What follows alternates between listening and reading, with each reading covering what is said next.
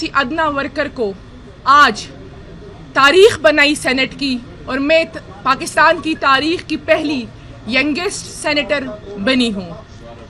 मेरे लिए ये बहुत बड़ा एजाज़ है, बहुत बड़ा इनाम है जो मेरे लीडर ने मुझे दिया है। मेरी 5 महीनों से अपने लीडर इमरान खान और उनकी अहलिया से मुलाकात नहीं हुई है। जब मेरे लीडर इमरान खान का पैगाम आया अडियाला जेल से तो वज़ीर आला साहब ने सबसे पहले मुझे कॉल की।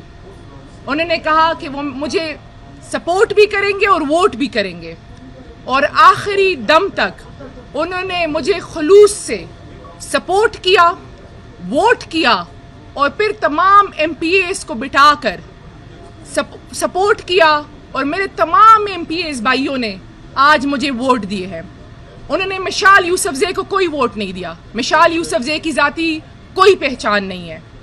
ये उन्होंने नजरिया इमरान खान को वोट दिया है और आज नजरिया इमरान खान के सामने ना कोई पैसा टिक सका, ना ही कोई और ताकत टिक सकी। ये मेरे लीडर का वो विजन है कि आज पख्तूनख्वा की एक नौजवान लड़की ऐवान बाला का हिस्सा बनी है।